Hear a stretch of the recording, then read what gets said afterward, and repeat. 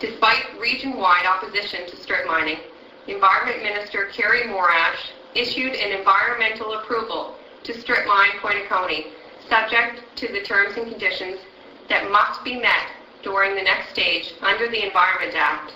The Act does not allow for an appeal of his decision at this stage. Over the New Year's holiday weekend, Citizens Against Strip Mining organized a public meeting on January 5th and again on the 27th. All of our elected representatives and candidates from all levels of government and political parties came to the table in the Millville Community Centre to discuss what we could do.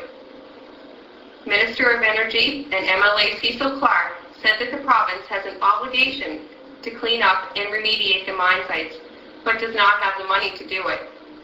If the federal money was on the table for redevelopment, the debate would be different. If the money was there, then they would go to the communities and find alternate ways to clean up the sites instead of strip mining. That week, CBRM Council voted to write a bylaw to protect water supply, agriculture, and fishing industries from the ravages of strip mining, and Mayor Morgan called on the federal Environment Minister to conduct a full panel review. As one of the terms and conditions for the approval, Pioneer Coal advertised for people to sit on their Community Liaison Committee with the approval of the Environment Department, known to be set up by the mining company for the mining company. The community rejected joining the CLC. Instead, our MPs and MLAs called on Premier MacDonald to meet with Citizens Against Strip Mining. Hundreds of concerned residents, young and old, attended a rally at the Big Fiddle in Sydney, where the community's opposition to strip mining was loud and clear. CBRM councillors, Victoria County councillors, CBRM mayor, Victoria County warden, provincial MLAs, and members of Parliament and First Nations came together to speak out against strip mining on Boularderie Island. Speaker after speaker, all political stripes, asked the provincial government to listen to the people of Boularderie Island. Premier MacDonald said he listened to our concerns and placed a 3-year moratorium on strip mining 13 of the 14 sites from the former Defco lease, all except the Prince Mine. After the Minister and Premier MacDonald flew over several sites, they observed that it's fairly obvious that on those sites, remediation hasn't taken place, and announced a 2-year reclamation study of past strip mining in the region, including Pioneer Coal's previous strip mine at Reserve Mines. Premier MacDonald said, at the end of the day, this issue is about cleaning up those sites and finding the best way to do it, and in the environmentally right way as well. Unbeknownst to the public, the Environment Department approved the membership of an anonymous Community Liaison Committee that held its first secret meeting on May 3rd, 2006, while public protests continued. CASM picketed the legislature in Halifax and met with several MLAs and ministers. We took many of them, including Environment Minister, on tours of the Pointe-a-Coney site. CASM met with First Nations elder Albert Marshall, who offered support and brought the issue to the Chiefs Council meetings.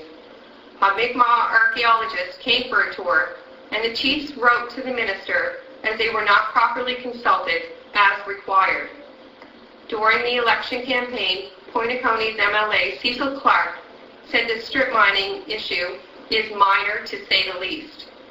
It's not the issue on the north side, it's an issue, and said that he didn't want our votes anyway. On May 15, 2006, Pioneer Coal submitted its application for an industrial approval containing all the details required by the terms and conditions. The only public consultation at this stage is with the anonymous Community Liaison Committee. CASM gave a tour of the strip mine sites to a film crew from CBC's Land and Sea that was broadcast on June 4th. On June 6th, Defco secretly sold the Prince Mine to Pioneer Coal, just days before it would have become subject to a federal environmental assessment process. The following week, Defco announced it would be spending $16 million this year for remediation work at Cape Breton sites, mostly at the coal wash plant in Victoria Junction. Suddenly the money is back on the table, but none of this is mentioned in the province's assessment and approval of Pioneer's project at the Prince Mine. So on September 12th, the Environment Department issued its industrial approval to strip mine Pointe-à-Coney, even though there was still no market for the high sulfur coal. By the end of the month, Pioneer's coal truck drivers defied police instructions and bulldozed through the fence at the Prince Mine. CBRN Council held a special meeting on strip mining that is not part of the region's land use policy. A few weeks later, Minister Parent dismissed CASM's formal appeal under the Environment Act. CASM filed for the next step, an appeal to the minister's decision to the Nova Scotia Supreme Court. After regional police even tried to get the site manager and CLC member to speak with concerned public, to no avail, in December, the Environment Department finally revealed contact names and numbers for the anonymous Community Liaison Committee. In November, the House of Assembly debated the NDP's Cape Breton Strip Mining's Moratorium Act. Boularderie Island's MP Mark Eiking and Green Party leader Elizabeth May called on the federal Environment Minister to conduct a full environment assessment of the Pointe-à-Coney site. CBRN Council unanimously approved an amendment to the municipal planning strategy that could require companies to obtain a development permit in order to strip mine in parts of the municipality, but the bylaw was rejected by the province.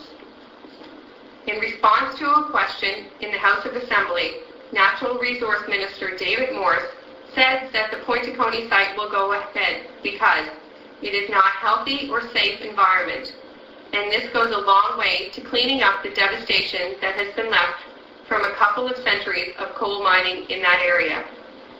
CASM filed a formal petition under the Federal Act asking for a federal environmental assessment. The federal government's response is that since they sold the Prince Mine to Pioneer Coal, the $6.6 million estimated cleanup is now no longer their responsibility and is now under provincial jurisdiction. But since June 11, 2006, other DevCo properties are subject to federal environmental assessment, and there's over $110 million available to clean them up. Instead of cleaning up the Prince Mine, they've been making more of a mess. CASM has been monitoring and photographing the site and sending them to the Environment Department for almost 2 years now. Their inspector never seems to notice the obvious wetlands and brooks flowing into the ocean and acid mine drainage and siltation from the strip mining. So CASM filed an application for investigation under Section 115 of the Environment Act. The investigation found that the area being destroyed was in fact a wetland, just as the expert had tried to tell them in the first place. The investigation found that everyone was ignored, including the federal report on the Prince Mine that lists all kinds of toxic materials never mentioned in the province's assessment and approval process. The process is flawed and needs to be changed, but the investigators' report was sanitized and squelched under the Freedom of Information Act. CASM called on the province to hold an independent review of strip mining. In a debate in the House of Assembly last December, the opposition called for an independent review of strip mining on Boularderie Island. After the holidays, CASM made a presentation to CBRN Council, who voted unanimously to request an independent review. Victoria County Council also supported the call for a review, but the minority Tory government is denying a vote on the issue. On January 29th, CASM met with Environment Department staff in a meeting arranged by the Premier to discuss our concerns. They weren't interested and passed the buck on everything and said it was a political decision made by Cabinet.